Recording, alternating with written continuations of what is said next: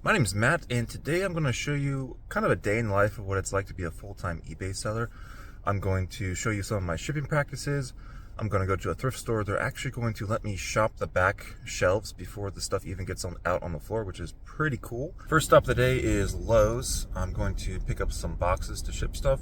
I just sold a receiver for 850 bucks, and it is pretty heavy and pretty large, so I'm going to make sure I have an adequate box for that. I think that box costs around $4. I would rather pay $4 and have the item arrive safely than ship it in a weak box and it get broken along the way.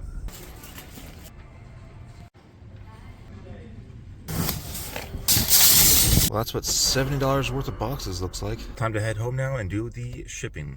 18 orders going out today, and I have a couple more I need to ship from yesterday. One of which is this giant receiver here, so I'm gonna get this shipped out now. I need to resize this box just slightly so I have enough room to fit that receiver inside of it. There we have it. This one is all ready to go. Just add tape there. Make sure to tape up the flaps here so they don't come undone during shipping, but aside from that, we're all set on this one. Have this Epson projector going out. Another big item I have going out today is this Polk subwoofer here. A tape measure for scale. This is the rest of the stuff I have going out today. This microscope sold for 175 bucks. This doll actually sold for $100. Have some video games here, nothing too special. Ryobi battery charger, those always sell pretty decent. A couple of VHS. This Sea Monkeys on Mars kit. A vintage computer sound card. We got a Gandalf. Unfortunately, he's missing his sword, so he only sold for like 20 bucks. John Wick Funko Pop. We got a Sony Space Saver for going out. Believe it or not, people still actually use those. And an Olympus film camera. So I'm going to go ahead and finish up the shipping and then take it all to the post office. I just had two more things sell.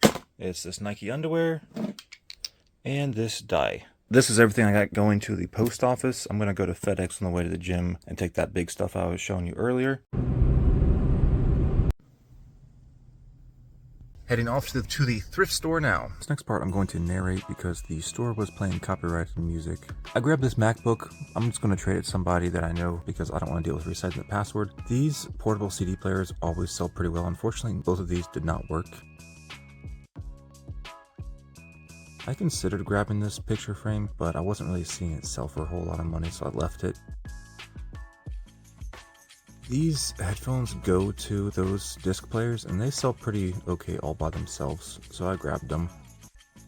Didn't really find anything cool in this box.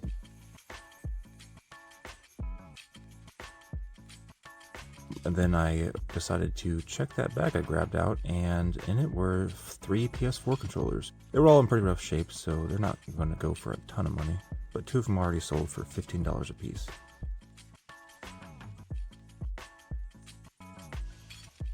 Looked around this box, there's a bunch of old POS stuff. None of that stuff really goes for anything, but I did find another pair of headphones.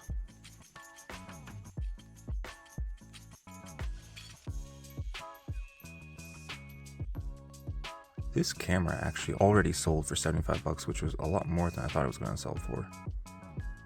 This camera also is worth quite a bit, but it has some issues which I'll show you here in a minute. I did list it for 150 bucks though. This Minecraft cartridge already sold for $15. Sometimes I pick up power adapters if they're name brand, but that one was not. Lots of old cell phones in this container. The old flip phones, they don't really fetch much. That case right there I grabbed, I'll look at that here in a minute. This is a radar detector, and some of them can actually get kind of pricey, but I left it because certain states have certain laws that make it difficult to sell online. Another old cell phone, awesome. I always pick up name brand remote controls. Sometimes they're worth a good bit, but usually they sell between $5 and $10, but if I'm only spending like $1 on it, who cares? So these games were actually in that case I grabbed. None of them are really worth a ton of money. They sell for about $5 to $10 a piece for most of them.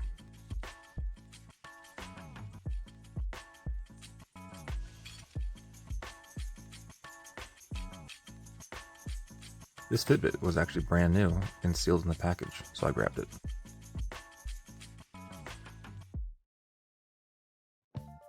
I did end up grabbing this amp, but it was in such bad condition when I got home that I just tossed it in the trash.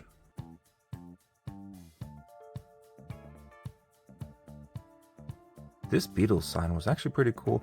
I'm not really a huge Beatles fan, so I didn't really care about picking it up, and it did have a crack in the corner, so I didn't really think about trying to resell it because that would make the value not as good, and it would be more difficult to ship. I always pick up printer ink as long as it's name brand. These old Magnavox movie cameras are so big and so bulky, and no one really wants them, so I left it here. Now, I only buy big stuff like this if it fetches over $100, and this one will probably get close to 150 bucks for, so I'm going to go ahead and grab it. And you always want to check to make sure the film is good. Just give it a tap. I haven't looked at these speakers yet. They are probably worth a little bit because they are made by Polk as well. There's a good bit in here with all the cables and everything, so I'm guessing there's probably at least 60 bucks worth of speakers in that bin. This keyboard just looked pretty generic, so I went ahead and left it. I did grab this soundbar though. It don't sell for a ton of money, but it will sell probably within the next week.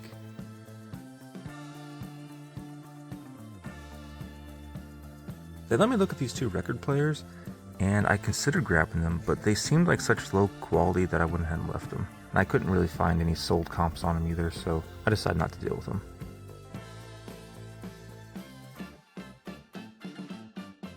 That's that camera I listed for 150 bucks. It's missing the clear window on the film door. I didn't buy this, but I thought it was kind of neat. It's a football remote control. And of course I went ahead and checked the VHS section. I really should stop buying them. Sometimes you find one that's worth a couple bucks.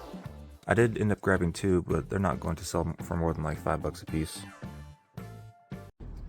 Well, that ended up being a pretty decent pickup. I offered the guy 150 bucks for everything, and he was more than happy to take that. I think I should be able to at least triple my money on that lot. That subwoofer by itself should be able to pay for the whole thing. It is going to be a little bit of a pain to store and ship, which is why I didn't want to pay a ton of money for it. I'm heading home now. I'm going to unload the truck, clean, and test all the stuff I got today, and list it all on eBay. I just got home and I have 2 returns to process, so I'm going to go ahead and do that now before I forget to. The first is this Super Mario Wii game. They said it doesn't work. It's got a lot of scratches on it, so I'm going to go ahead and refund them and give it another test to see if it works on my side. I'll probably put it on eBay again, either for not working, as a not working disc, or as a working disc. Next we have this DVD player. They said they couldn't get a video output going out. I'm going to go ahead and give them a refund, and I'll give it another test. If it works, I'll put it back on eBay. If it doesn't work, then it will go to recycling. Now that I got those returns processed, I'm going to go ahead and start cleaning and listing everything that I picked up today. I also picked up a pretty expensive item that I did not show you at a different thrift store. It's this HP printer here. I paid $150 for it, and I should be able to sell it between $400 and $500. Pretty awesome pickup. My goal is to list 30 items every single day on eBay. So I'm going to finish up these 30 listings, and then that will be the end of my workday. So yeah, pretty cool stuff.